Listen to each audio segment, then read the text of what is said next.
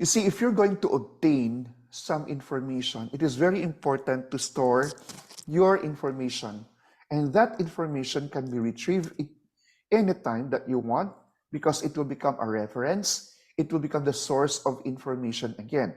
So when you're going to, how are you going to obtain the information? You have your information resources. Okay, you have information sources. You have also people who will be interviewed. You have surveys. You have your a lot of sources of information. Now, the source of information can also become your storage. Okay, and communication storages are very important. Always remember that there is what we call confidentiality. Okay, so the access to this relevant information as one of our objectives is that it's very important.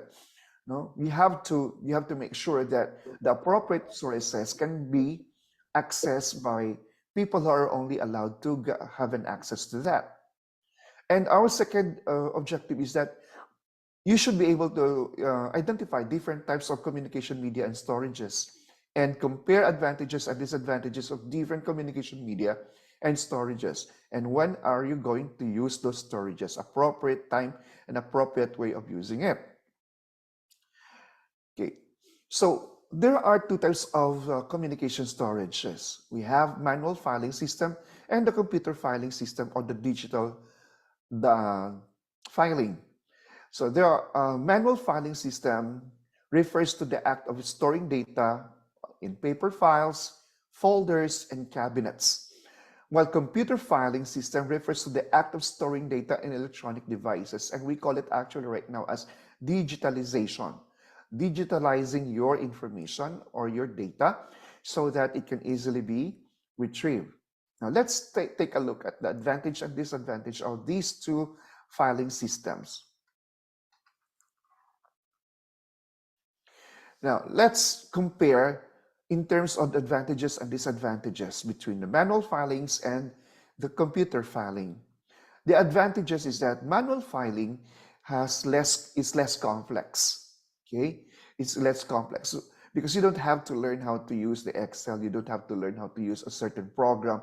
All you have to do is just use an envelope or a filing box, and files cannot be tampered or edited illegally because it's, if you're going to have a printed document, it's really very difficult. Once it has a mark of if it is a mark of a stamp or a dry seal or a signature, we call it as the fresh ink signature of the officer. So it's really very hard to tamper it. And then the texts are, while in the computer filing, the texts are researchable, thus the files are easier to access. Just the keyword, you're going to enter it for search and automatically the whole thing will come out. You will be able to retrieve it. The cost is cheaper because there is no need to buy supplies. That is actually true, especially now that there is what we call the cloud, the cloud recording. So files can be edited immediately and shared to people from distant places. You don't have to send it through DHL or LBC or any courier.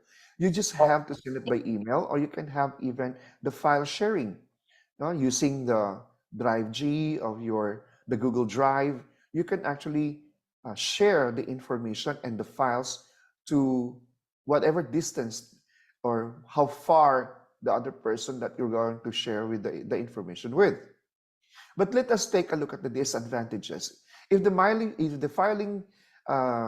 filing is less complex and files cannot be tampered or edited illegally, the disadvantage is that files can be physically damaged, especially when there is what we call fire, or there is flooding, or there is an earthquake, and the building collapses and the files are already buried. That's very difficult to retrieve. Files can be slower and harder to access because they need to be looked for manually. Now, it's just like going to the library, where you're going to look for a book. You have to check the index, okay, the library index. So that is why it takes time for you to retrieve the file. Then files cannot be edited, thus a new copy should be produced when mistakes occur. Exactly. Because these are this cannot be tampered. So you cannot edit it. You cannot actually change the data automatically. Why? Because it's already uh, printed, and so therefore it cannot be edited. Files may be out of order depending on who handles them. Okay, so that is why it is really very important that you choose. What are you going to use? Is it manual filing or uh, the computer filing? But let us take a look at the disadvantages also of the computer filing. Computer filing, confidential files can be hacked and accessed by anyone. You know, there are already a lot of hackers, and they can access anytime. Even the biggest organizations in the world are being hacked.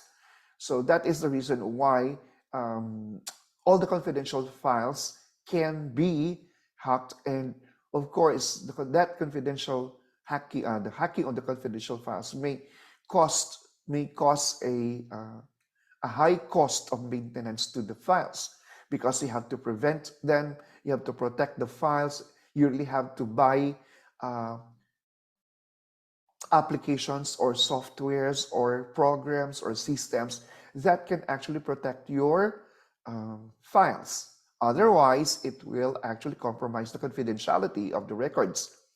Accessing files may be complex, especially to those who do not know how to use computers.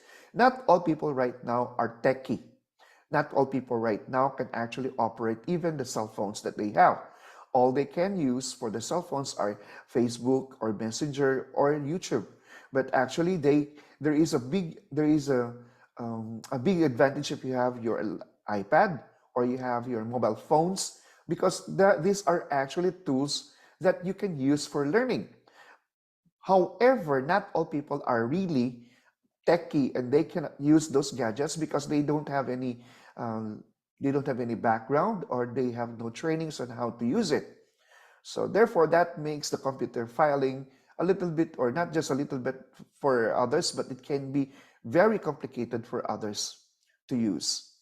So now that you know the advantages and the disadvantages of manual filing and the computer filing, you have to make a decision that can really an advantage to your organization. Like in the hospital, right now they are already on the digitalization.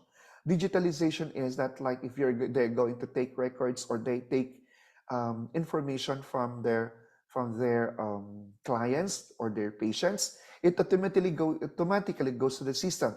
They use the iPad or they use a notepad, and then they're going to encode the data, and it goes automatically to the cloud or to the computer system. So this will be accessible by all the staff that are members of the team. Okay, so that is very easy for them. Even the vital signs and everything are automatically recorded. If you're going to store organizational information, the information that have been collected are and assessed for relevance to the organization's activity is usually stored for future use. So they are being archived. Archiving is really very important because this will become your future references, or passed on to another person for use within the organization. It depends on the type of information that you're going to use. If it's confidential, then the access to that information will be very, very limited. Now, these records must be stored in their correct place directly after using them so that they can easily be located when needed again. So if you're going to use the manual filing, then there is what we call the storage room, where all the files are there and it is actually labeled. And of course, there are what we call indexes. The indexes are actually to help you to locate those files, especially with the organization have already existed for decades. Then there will be thousands of filings that they're going to keep, because these are being used or to be used as reference to their actions or reference to a certain situation in solving problems. Records are often stored for many years. We call it as the archiving. So the storage system needs to keep records in good condition, secure, and accessible. Your organization may have different systems for storing. It can be printed documents, electronic documents, confidential documents, and the archive documents. Archive documents are those that are actually being kept in the filing system so that they can be used whenever it is needed. The printed documents are actually being stored in a storage room, or we call it as the record room, and they are actually being cared of because they have to maintain the records to be not to be untampered, or to be fading colors, or it has the printout should not be fading, and they have to make sure that the papers are being kept because of the moisture. Okay, so they have to keep the papers intact, while the electronic documents are actually, they have the emails. Now you have the text messages. These are what we call the electronic documents. These are also in the PDF form or JPEG form, and they keep it in their system. The confidential documents are those documents that have very limited access because of its confidentiality and privacy. So there is what we call the confidentiality law of the records, even in the organization, even in the government. Not all records are to be revealed or to be displayed, or to be, not all these types of information are open for access to other people. And then we have, again, the archive documents. So again, an archive archives are all documents that are kept in long-term storage for future use. Now, these documents cannot be destroyed because they should not be. They have to protect these documents. These documents are very special, and that can also be sort of reference for legal or other reasons before a specified date. Much of the stored information should be kept confidential, and your organization will have developed policies and procedures relating to storing and disclosing information based on privacy legislation and regulations. That is why there is always a policy. The hospitals or the workplace that you are working with right now, they have this what we call confidential, or we call it as the confidentiality disclosure policy. And the procedures and the policies are printed, and they're actually being they are legal documents that will that can actually be used for legal purposes. Now, each storage will have there is a protocol to follow. Each organization, it can be a hospital, it can be a healthcare facility, or any corporate, they have this what we call storage protocols. And this actually ruled out with a policy. And this is a legal, a very legal thing that the company should maintain. Why? Because storage protocols are guidelines, and there are also steps that how you're going to retrieve. There are signatories, there are people who will approve, especially those records that are being kept in the archives. They are not easily being accessed. They needs approval from the supervisor or from the person in charge. So these are the different examples of relevant policies that are included. We have record keeping policy, and we have access policy for confidential information, record disposal policy, confidentiality policy, and privacy policy. So if you will be working in the hospital and somebody will ask you, can I see the record of my patient? You cannot actually just release the record, but you can tell your client to meet or to have a request. Okay, ma'am, as a policy, you are actually to apply, or you have to request for the records, because that will be that has to be processed, and that should be approved by our manager or the person in charge of the archive, or of the nurse who is taking charge during that day, nurse on duty. So there are things that you have to be aware of, because you can be sued by record disposal without asking permission, which is you are an unauthorized person to release any information to anyone, because this is under the record disposal policy or confidentiality policy. Once you break this policy, you can be sued, and you can be liable, legally liable, and the company has the right to file a case against you, or two, the worst thing there is they might fire you from your job because of what we call it as the um, confidentiality disposal. No, it's not really appropriate to release any confidential and very private information. Like for example, if your patient has a this one also, like uh, it's not in the record. I mean, it's in the record, but it's not in the archive because it's current. So therefore, like for example, the patient the doctor has a rollout that the patient has HIV or AIDS, and these are very confidential information. Even the names of your patient who are staying in that room, it's not really very special for private people. You cannot actually tell the whole name or the whatever is the status of the or the condition of the patient, because that is actually um, you are actually releasing information, and that is illegal. So you have to maintain confidentiality and privacy of the records of the patient, and that is actually a big responsibility of a healthcare provider. Now, when you obtain and convey workplace information, you have to make sure that all this information are actually uh, built as confidential and legal, because there are actually legal and operational requirements. The storage of most operational documents, and particularly personal and case-related documents, is prescribed by legislation or organizational protocol. So you really have to make sure that before you release the information, it has been approved by the person in charge. It has been signed if it is a hard copy. It has been, you have to have a requisition form so that there will be proper approval, and the process should be completed before it has to be released.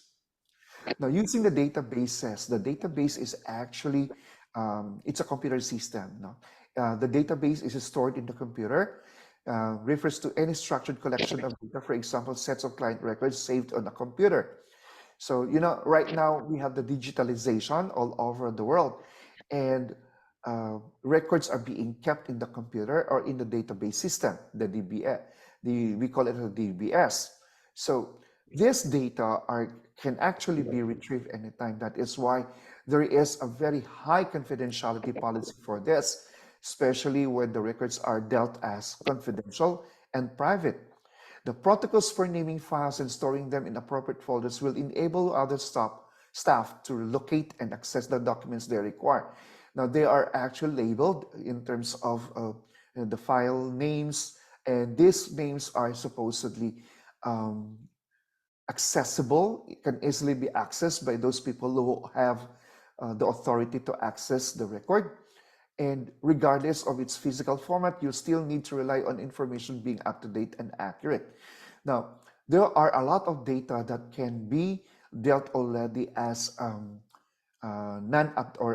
non-updated, no, outdated. We call it outdated, and has to be updated. Like for example, okay, if the record says that the patient has cancer, it has to be updated immediately once the patient has already recovered from the illness, because these are actually very important records, and it has to be accurate and updated, so that when the data will be retrieved, a new file um, will be retrieved, and it will become more accurate in terms of um, providing information to the team.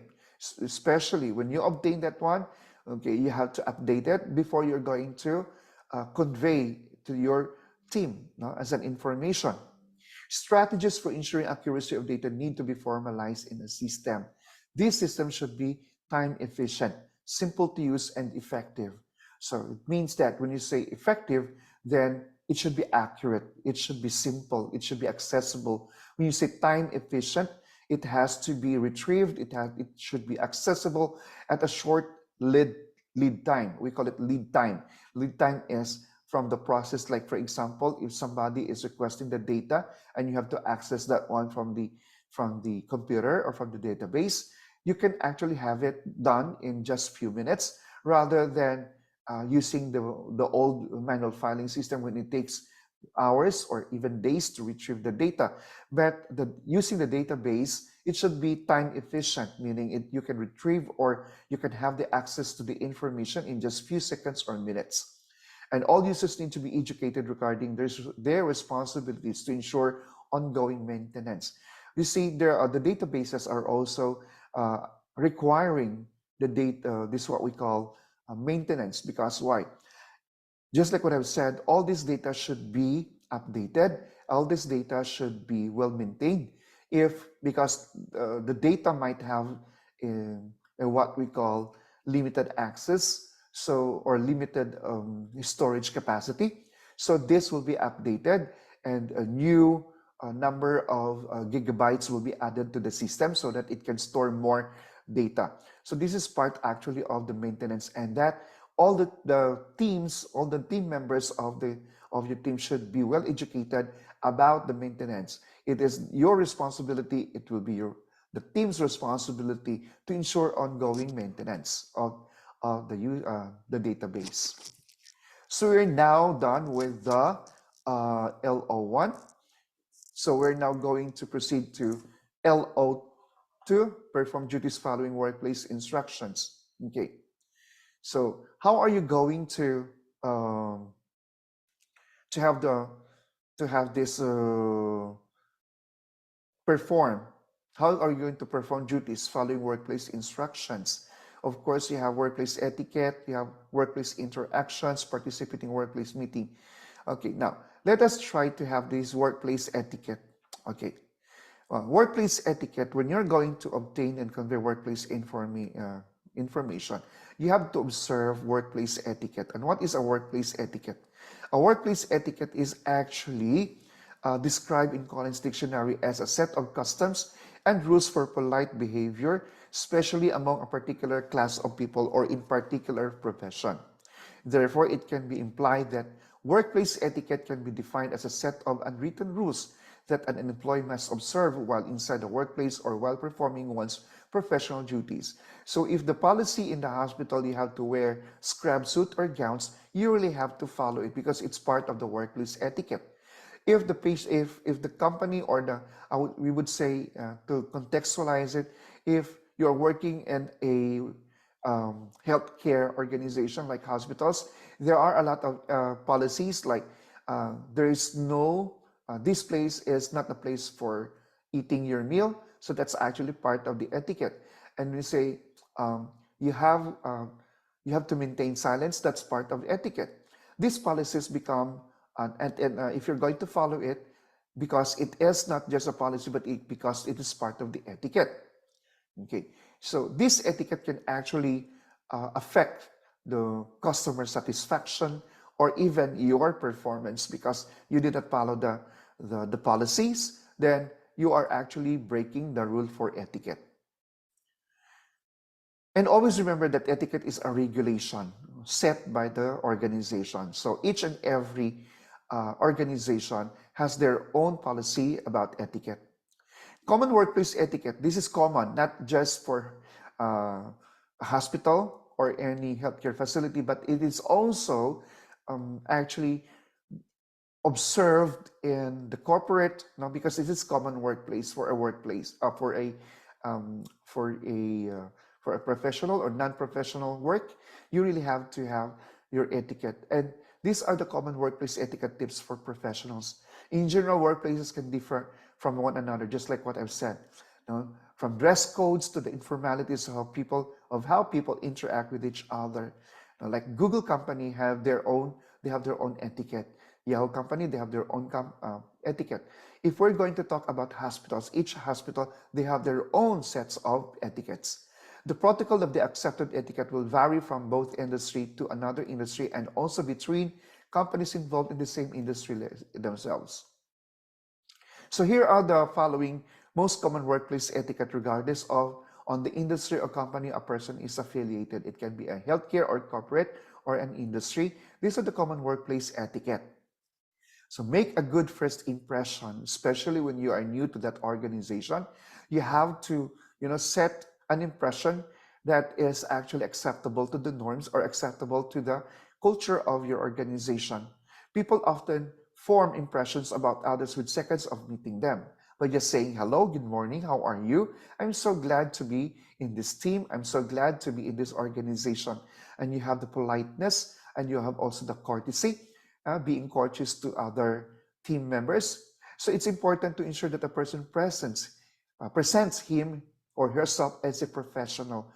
So that is actually very important. Remember that first impression lasts. Avoid gossiping. Gossiping is like marites. You have no actually right to talk about people's lives. You have to focus on your responsibility and your task to become productive. You cannot actually put people's lives or um, personal being of your teammate or your coworker as a subject for gossiping. How a person treats other people can say a lot about that individual, but you are not allowed to do that in a professional world. You are not supposed to be engaged in gossiping. Communication is the key. Always remember that you have to improve your communication skills. Always look for a way that your communication skills will be improved, and that can help you to become successful, and that can also help you to build a good relationship to your office mates or to your coworkers in the industry or in the workplace where you are working. And work communication is an important part of workplace etiquette. By saying good morning, hello, how are you? And the words that you're going to utter are actually very, very polite and full of respect and actually very professional. So that is actually, for this reason, it is necessary to be mindful of how one communicates with his or her colleagues in official meetings and even in face-to-face interactions. You don't have to be very boastful. You don't have to monopolize the communication. Instead, be open. Okay, be open so that you will be able to listen and hear also the concerns and issues that your Once the goods are colleagues loaded or straight away, coworkers are trying to when it's convey to you. working, then they'll check. Understand the work environment. So Always that remember that start when to you use are very new it. to an organization, there is what we call induction. Okay, baby, because I An open already this. orientation. Induction orientation are actually being held for you to be able to understand the work environment. Remember that there are culture, now there are values and policies and procedures that you have to follow in your workplace. And it can be difficult to discern at first, but later on, if you will be able to study the values, policies, and procedures, and even the culture of your working environment, of your workplace, then you will be able to become more productive, and at the same time you will be able to develop such a relationship with your environment. And the environment that I'm saying is this includes your colleagues, your team members also. And Oh, and use then appropriate words, no? Use appropriate actions, gestures that can actually make people not to be offended. Understand the work environment. If you will be able to understand the culture, the values and policies, procedures, you will be able to grow when you switch to and, um, Wi-Fi, of it course, to automatically succeed in your endeavor in that cancels. organization.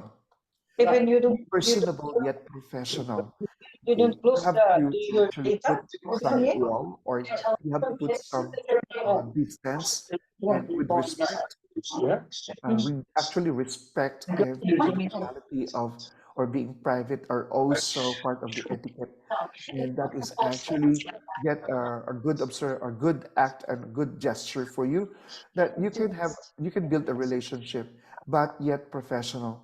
Be personable yet professional, meaning you can build a relationship, a good relationship with your coworkers, your team members or teammates, but you have to be professional in dealing with them. You don't have to be like you know everything about their lives, and you can actually you don't have any right to do some gossiping or talk about their personal life. You have to be professional, even if you are personable. Work meeting etiquette. Okay, the work meeting etiquette is very important because, like, on treating people, learn people's names, of course, because it would become more personalized, and it would be you will be able to create or build a good relationship with your teammate or team member or your coworkers if you will be able to at least learn or know their name.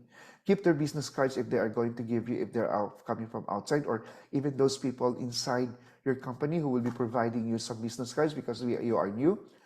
And forgetting people's names will make it seem like you do not care about the person or you're not interested. So part of the etiquette is that you have to at least know their first name or they know their names. Okay. Do not judge people based on their job position. Whatever is the position of that person in their company, in your corporate, in the hospital, or in the healthcare facilities, you have to treat them same as the managers. Treat managers, maintenance, staff members, and administrative support the same way, which means, of course, the level of position is higher, but the respect that you're going to give them, which should be the same. Okay, if you can say good morning to the managers, you can also say good morning to those members of the corporate at the lower position who has lower positions. Or okay, so actually being polite and etiquette is actually general. There is no labeling and there is no leveling at the same time. Be careful when sharing your personal life with your coworkers. Never be too open, okay? Because personal things or personal informations are like confidential to you. Because once you are going to share some private and personal information, that might be used by other people against you later on to bombard you with all issues, and you'll be affected, and your productivity will also be affected. Respect people's personal space. Remember that personal space is that there are people who are not actually open to very close distance, and no proxemics. No, before proxemics is actually it's more on the distance. There are cultures that are actually very particular, people who are particular in the culture of their proximities. No, so you have to observe that. Before getting overly familiar or comfortable, check whether the person is comfortable.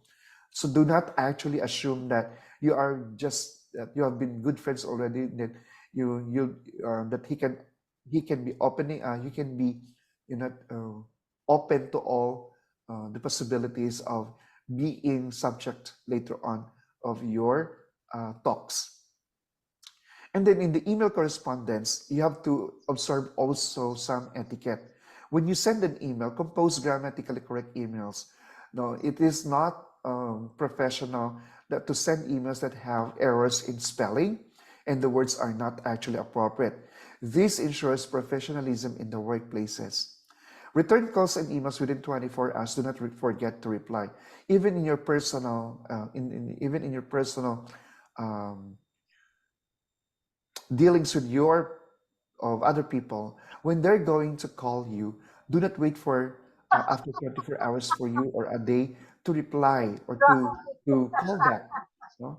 If you receive an email, you have to reply immediately within 24 hours because and you should not forget in responding, because why it is very important that remember that you are supposed to imply or to to create good impression, and that actually describe you as professional or non-professional.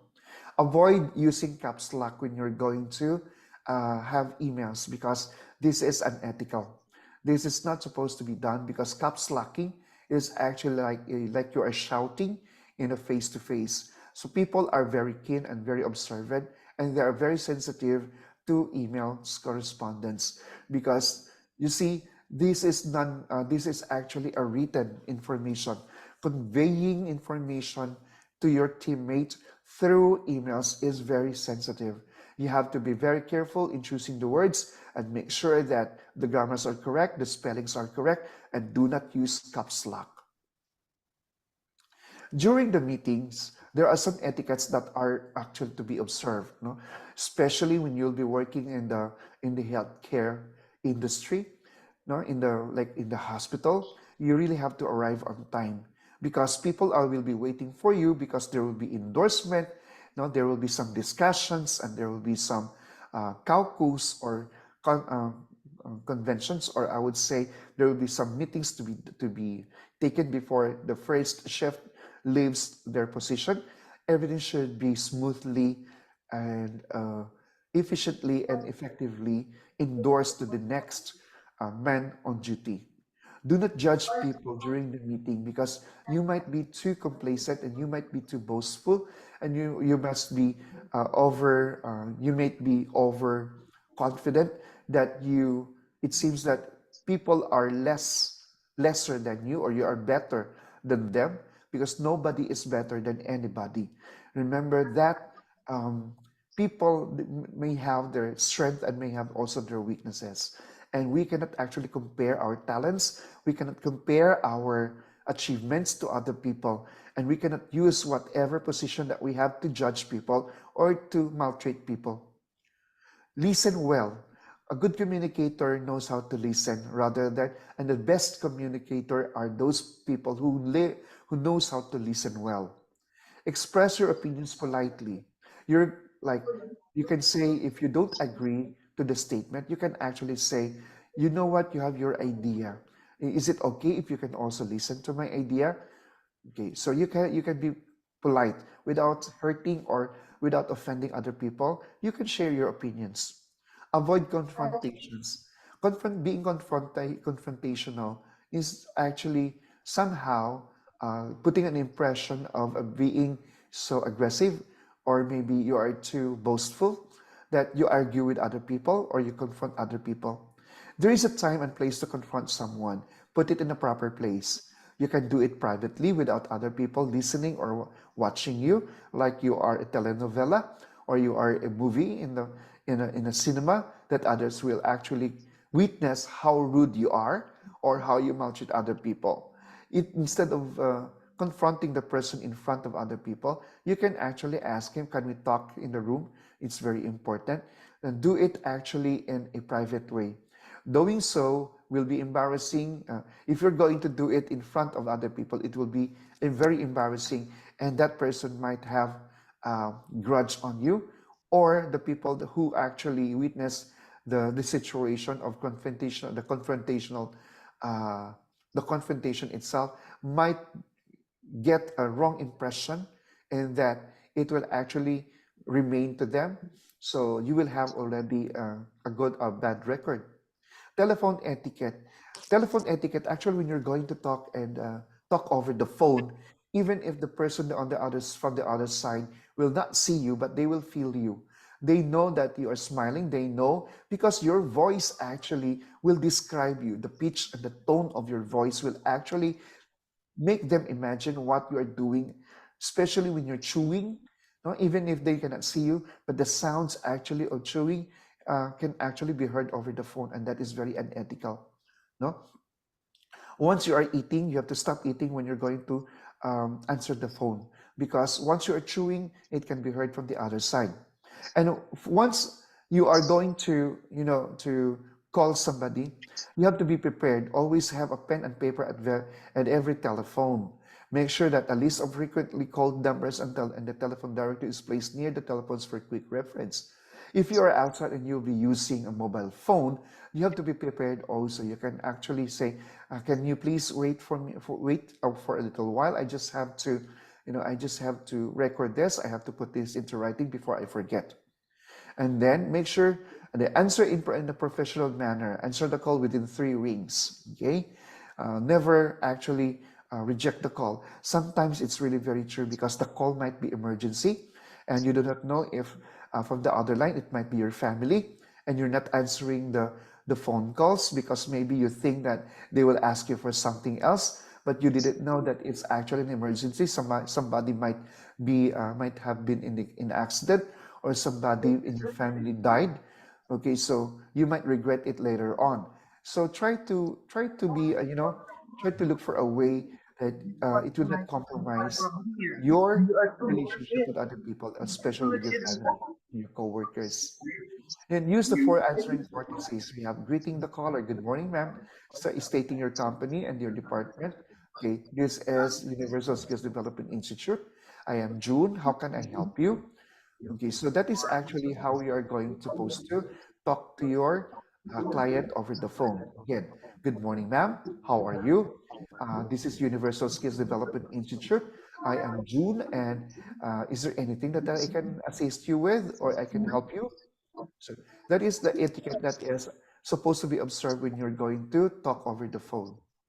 Be enthusiastic when you answer. Good morning. How are you? This is Universal Skills Development Institute. My name is June. How can I help you? So the tone and the pitch of your voice actually will, you'll be able to win the trust of the person from the other side of the phone. You have to be enthusiastic. Okay, whatever you are facing and whatever you are doing, be enthusiastic. Be conscious in addressing the callers. Okay, to be safe, it is better to address the male callers as Mr. or Sir. Yes, sir. Good morning. This is Universal Skills Development Institute. This is June. How may I help you? So much better if you call them Sir. Okay, so for them to, calling them Mr. or Sir is actually highly respectable. Often when you ask for the correct form or form, or and for the exactly for the female, you can call them Miss or Ma'am. For the male, you can actually call for Mr. or Sir. Or you can also ask, yes, sir. May I know your name, sir? Okay. Can I call you Mr. or you just want me to call you Sir? Or I can call you with your first name. You can ask actually your client. Okay. When all Often when you ask for the correct form of address, the caller will suggest that you use a first name. The use of the caller's first name is then acceptable. But always remember that to be very safe, use Mr. or Sir, Miss or Ma'am.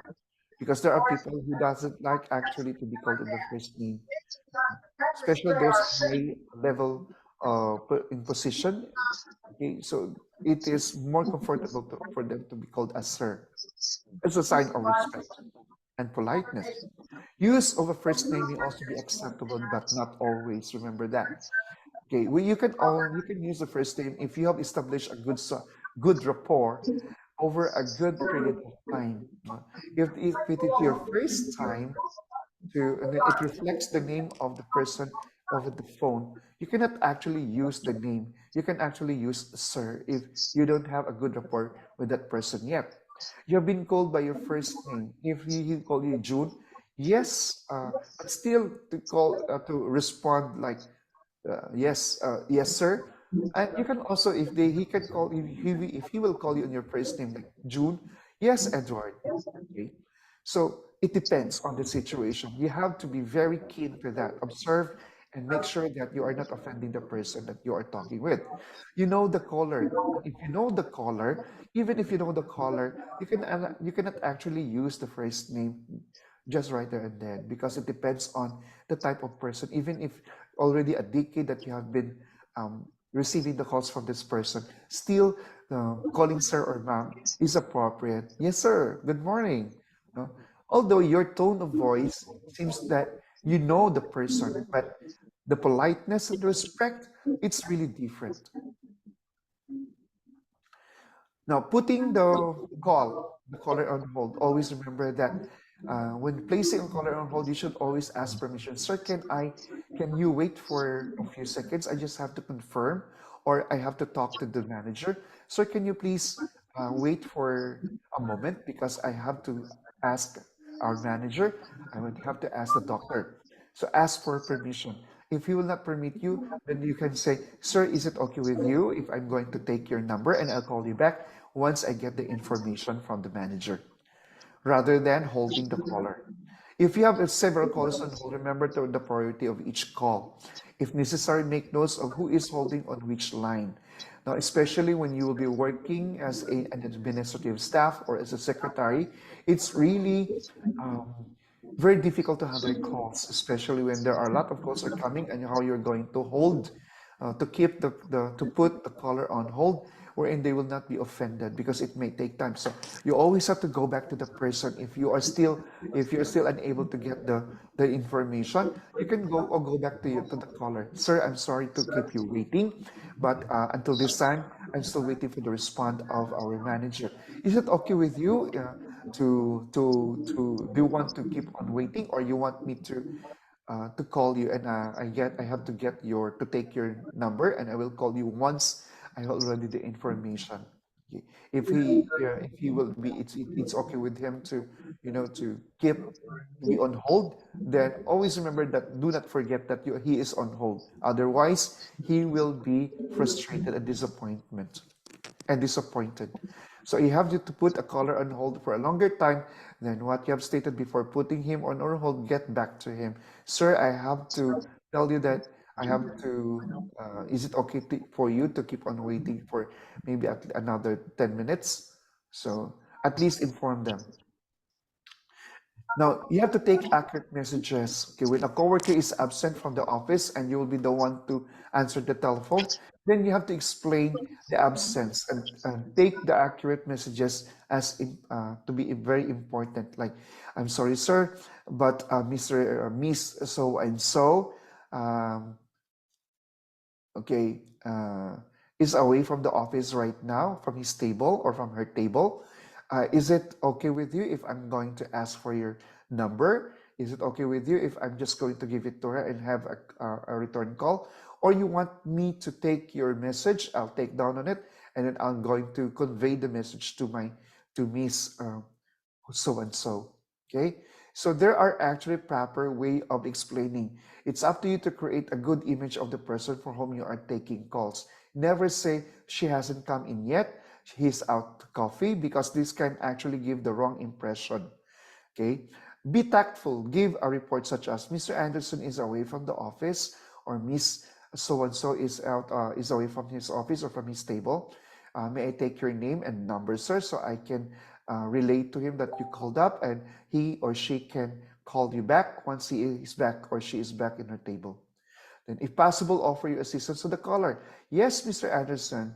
Yes, Sir. Mr. Anderson is away from the office. Is there anything that I can help you or assist you?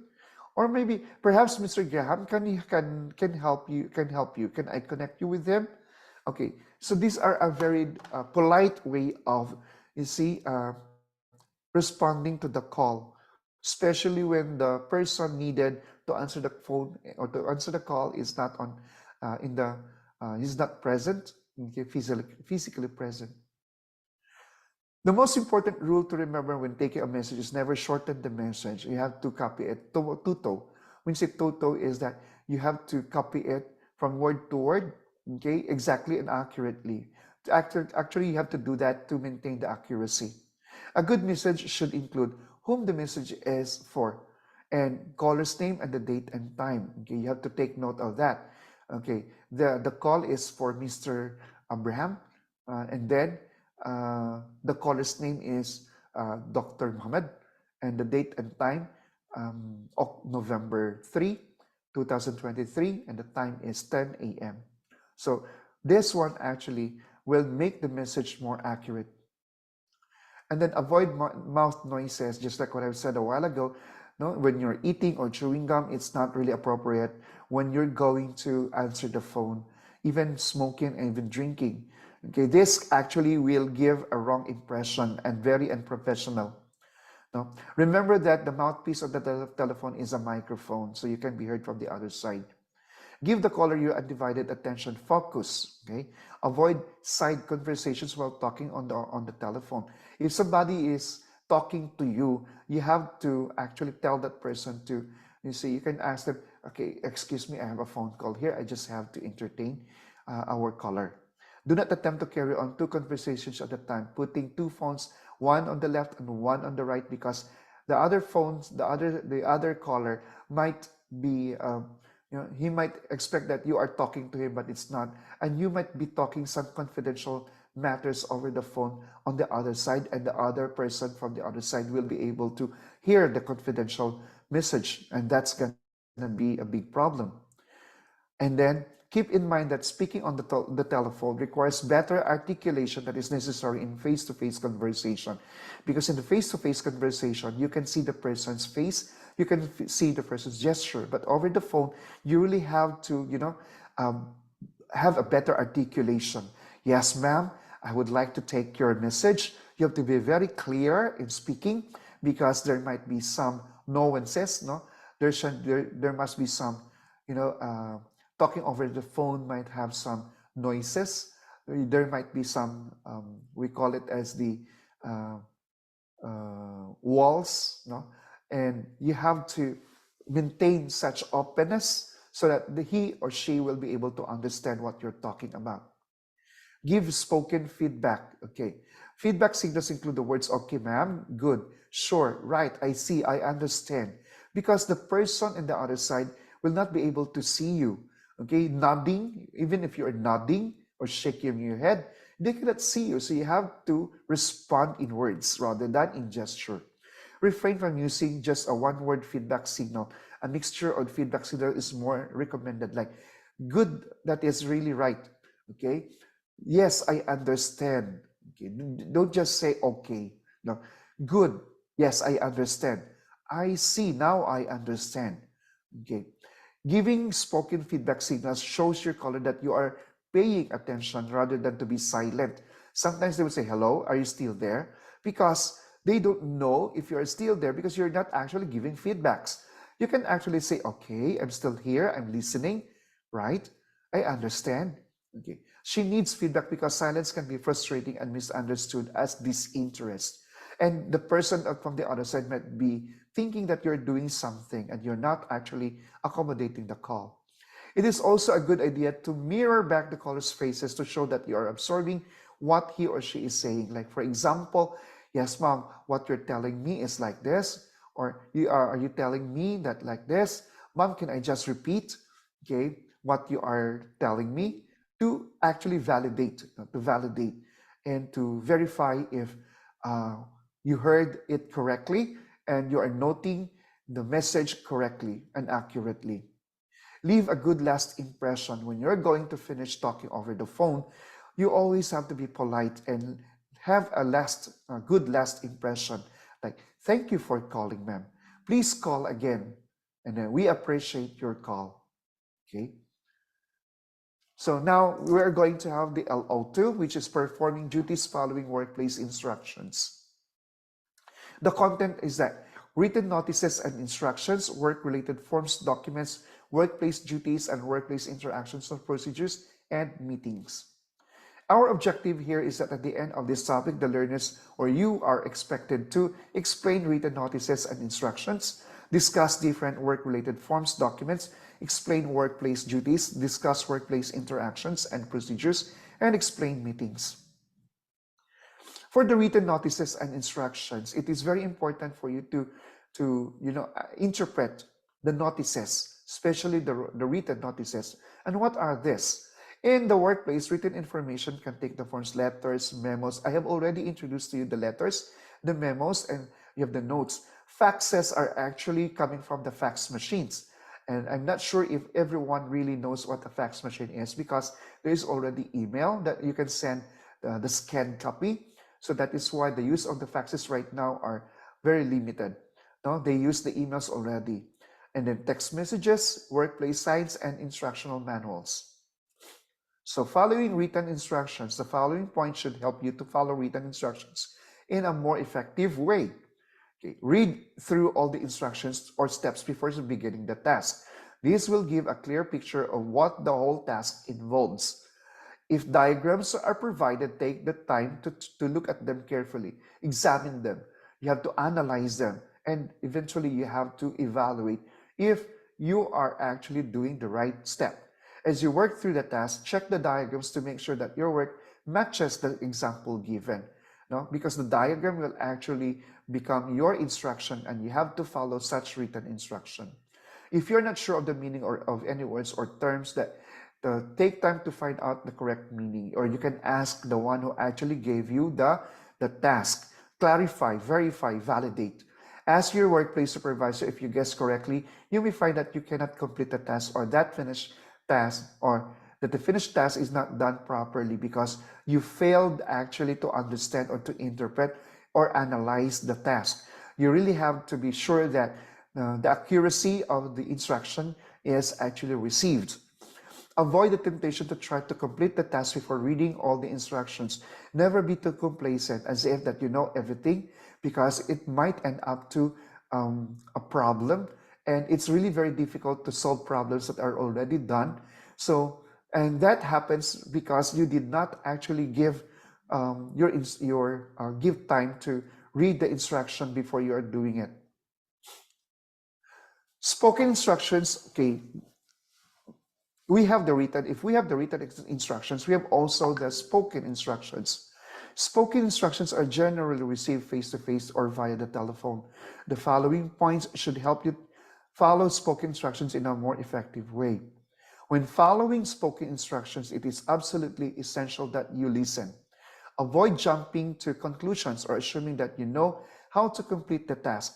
Use all your listening skills to ensure that you receive the message accurately. Ask questions if you are uncertain about particular steps. Sometimes people are afraid to ask questions because they think they will look stupid. Remember, questioning shows that you are keen and interested, and it is always better to ask questions rather than make a mistake. And be sure that you understand all the words or terms being used. Therefore, for spoken instructions, you really have to be very good listener. You have to repeat and mirror again the phrases or the instruction to validate and verify if what you have heard and what you have understood is correct or accurate. Otherwise, you might commit a mistake.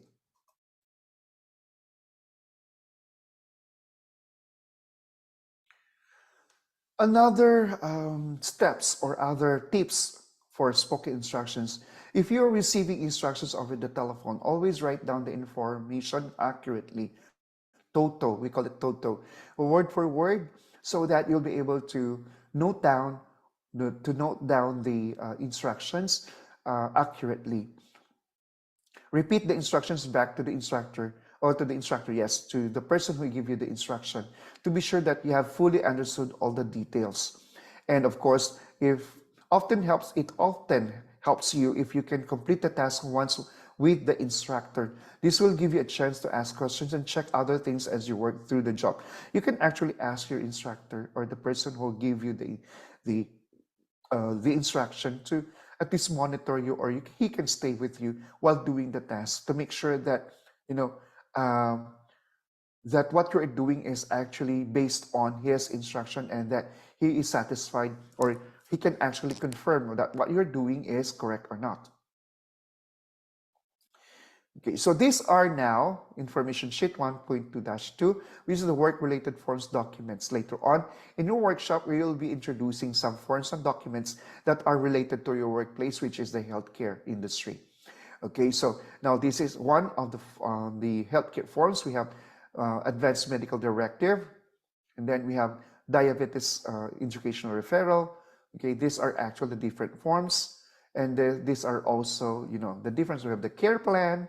Okay, we have also some patient referral verbal order for start of care form. Okay, so there are actually forms that will become documents. Now, this is actually a sample of documents. Notice of privacy practices, direct admissions. These are documents. We call them, those forms will also become documents because it is filled with information and guidelines. Okay, somehow those forms will become part of the documents, or any document that will actually contain important information are what we call documents. Okay, so these are a combination of guidelines and also a form. So this will become document. Okay, in the workplace interactions, going back to the work-related documents in healthcare and forms, just like what I've said, you are going to have a workshop on identifying and also knowing how to use the different forms and how you should be able to know the importance of these documents, of these forms, that it has to be completed and to be kept confidential. Okay, remember that these documents contain information of the patient or of your client. So therefore, these are being dealt as confidential, because otherwise, you are going to break, or you're going to, you're not going to follow the policy of the confidentiality. Always remember that policy for confidentiality are very important. So going into the information sheet 1.2-5, workplace interactions. This is very important, because you have this workplace interactions is is already a package of the etiquette, the politeness, and also confidentiality. Okay, how you interact with other people. Okay, so you have to know the different types of interactions present in a workplace and how you're going to observe proper telephone etiquette. No, we have already discussed that, but we're going to go further discussion about it to describe workplace interactions. Enhance the utilization of nonverbal communication in interaction with others. Okay. The forms of workplace interactions we have face to face. Okay. We know already of face to face. It is characterized by the physical presence of two or more individuals in a particular location at a given time. Okay. Due to the technological advances that occurred, the utilization of this type of interaction is seen to be decreasing. Why? Because we have already what Zoom, you have already Google Meet. You can actually virtually meet and you can get information from that with that kind of tools or system of communication. Telephone also is a workplace interaction. It can be an extension phone or whatever. The mobile phone is also a workplace interaction. Now, this form of workplace interaction uses the telephone as its medium. Always remember the etiquette and also the way you answer and the rules and policies of answering the phone. And we have the written, you know already that the written interaction like emails, letters, memorandum, instructions, forms, and circulars, you know already all of this. And I hope that you will be able to apply this in your workplace interactions. Your knowledge in the previous interaction, in the previous discussions about the written and the verbal instructions and even the communications are actually being used here in the interactions. This is now your time to communicate, to use those knowledge. So we have the types of nonverbal communication. We already discussed this one. It's a facial expression or gestures. You have to be very, very good in observing and getting the information complete once you're going to observe the facial expression and the gestures. We have paralinguistics. Actually, it's a vocal communication that is separate from the actual language. Okay, it may include a tone of voice, loudness, inflection, and pitch, just like what I've said in answering the phone, because the person from the other side may have not seen you, but because there is a paralinguistics, these are actually over and above the actual language, how the voice and of course the loudness, the inflection, and the pitch. Like for example, good morning, it's different from saying good morning. Okay, because this, when you talk over the phone, you have to be enthusiastic, and paralinguistics actually can help you on how to develop such kind of a dynamic and enthusiastic way of communicating with the people, especially over the phone. Then body language is very important, especially when you have a face-to-face. Your physical behavior and mannerisms are actually are being observed, and mannerisms should be eliminated. No? While you are talking and you are holding something, playing with playing with something else like pen or whatever, that is actually a mannerism, and that is not professional. Okay. Then proxemics. No, always remember that when you interact, especially for people with proximities, no, intimate is 0 to 18 inches. No, people can actually, no, there are people who love to communicate with, intimately. So 0 to 18 inches. Personal is 18 inches to 4 feet, while social is 4 to 10 feet. That is why we have social distancing. Public over 10 feet, okay? Because you do not know if that person is comfortable or convenient having you very near to him. Some people, when you're actually very near to him, they don't feel comfortable. So eye gaze here in Saudi Arabia, it is really very important that you have to control yourself in looking to other people, because having eye gaze is very people are very sensitive to eye gazing. But when you talk to other people, you have to make sure that your eyes are into them and see their reaction, their gestures, and observe them. So you have to, you can actually use your eye gaze to determine if a person is being honest. So you really have to look into the eyes of the person while he is asleep, or he is talking or speaking. Haptics refers to a form of nonverbal communication that refers to ways in which people and animals communicate and interact through the sense of touch. So haptics are sense of touching. No, you can actually tap the shoulder of the person nearest to you, or you're a friend if he is in a situation that he feels so down. So you can actually touch the shoulder and tap the shoulder, and then touch can be used to convey affection. If you're going to work as a caregiver, you have the magic touch. Caring is actually when you're going to use the gesture by touching the patient, holding the hands of the patient, or tapping the shoulder, to assuring them that you are there to provide care to them. Okay, so and you also have to show the empathy and sympathy at the same time, and other emotions can be actually conveyed, can be delivered to the person. Then in appearance, you have to be, of course, you have to choose colors.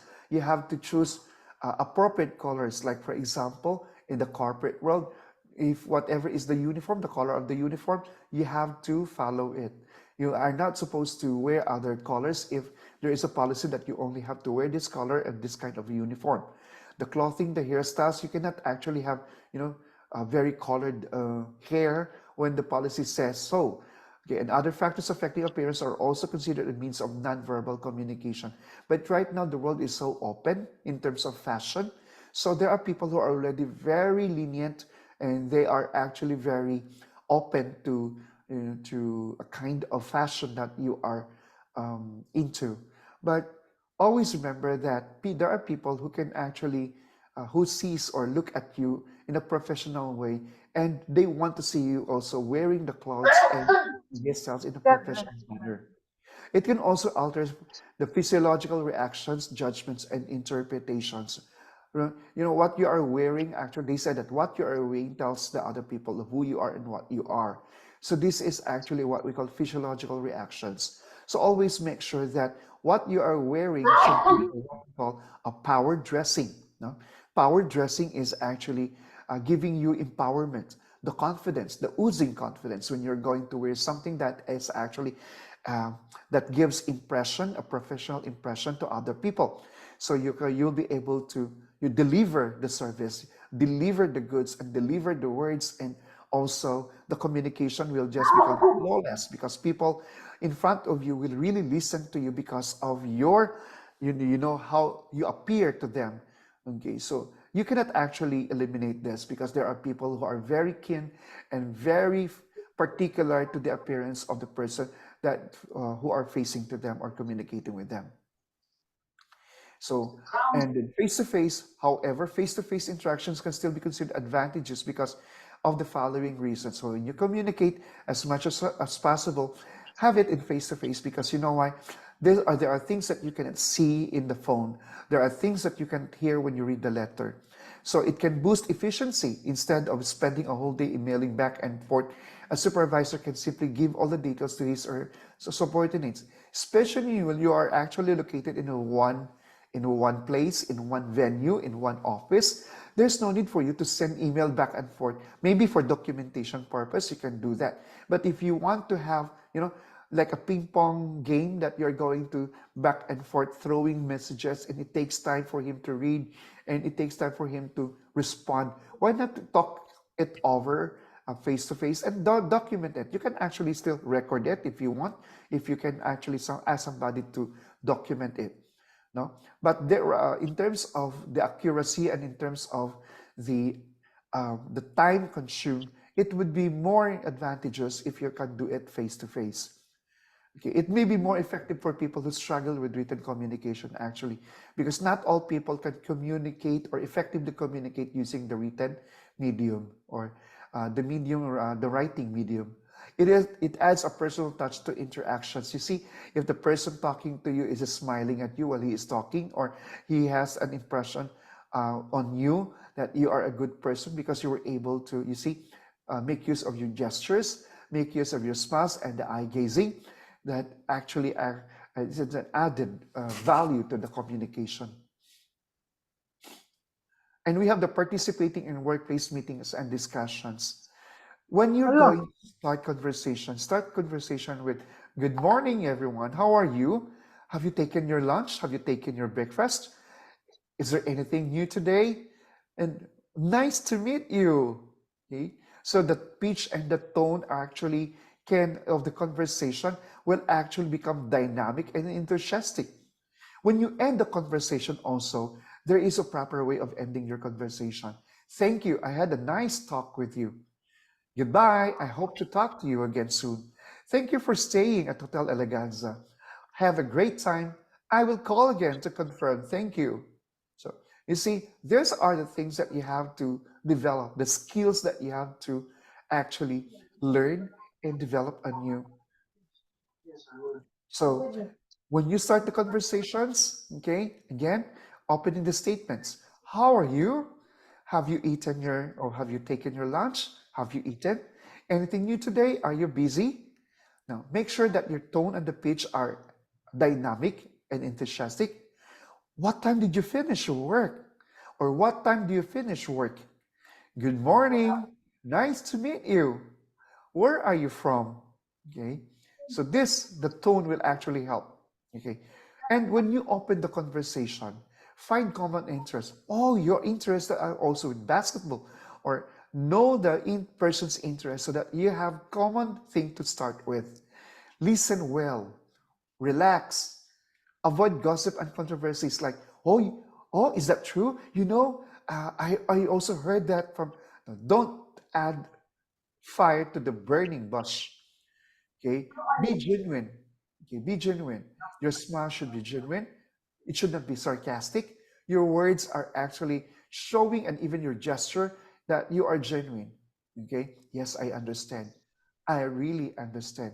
I empathize. You know what? I can really understand your situation. Yeah. You see, your words and the pitch and the tone of your voice can actually tell the person that you are pure and that you are genuine.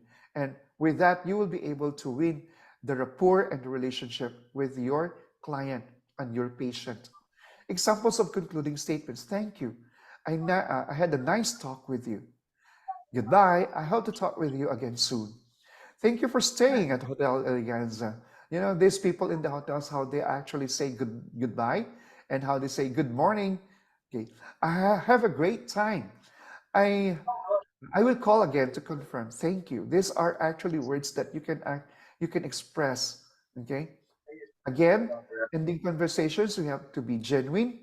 Use appropriate closing remarks. Be clear and direct. Do not be ambiguous. When you say ambiguous, you are not clear. You are actually creating confusion.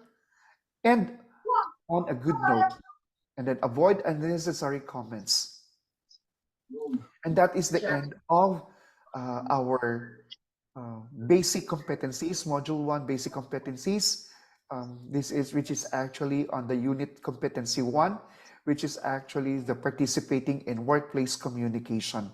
So again, good day to all of you. Please watch the video as our jumpstart before we're going to discuss this very important module of the basic competency. Have a good day, everyone. Okay. Excuse me for a second.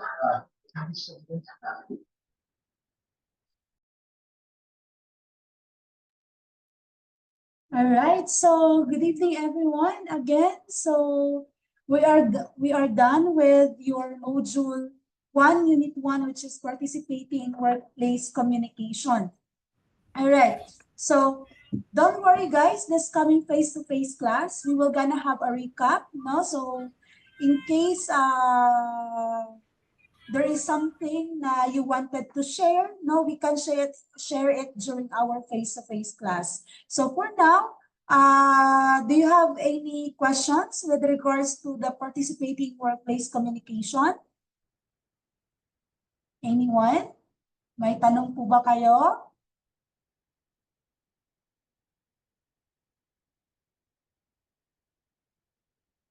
So for now, Sir Jubert will gonna share the link for your battery test, no, in your Google Classroom. So don't worry, guys, your battery test, actually it is not recorded, no, because it is like a practice test, no, a practice test in preparation for your final basic competency exam.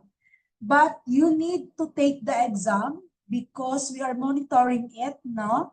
In case na you will be, because this exam will gonna tell us if where we should focus or where we need to have to go into a deeper or further explanations or discussions, no? So please take this exam seriously. Okay po. So in case you have problem or difficulty in accessing the battery test, please let us know. No, Sir Jubert is also in your group chat. No, he will gonna assist you on that. All right. So all right. So I will give you the time, no, to have your battery test. All right. So let us call it a day, a night. So no more questions, clarifications. So if no more question, we will gonna have our attendance. Okay. Ask ko lang ma'am kung kailan yung battery test. It will be posted now po in Sige. Google Classroom. So anytime you can have the battery test po, no? So there's no Ma'am, good Yes, evening. good evening. How many minutes po 'yon? At saka ilang items po 'yon? 20 minutes po. 10 minutes? 20. 20? How many items po, ma'am? Just wait, we'll check.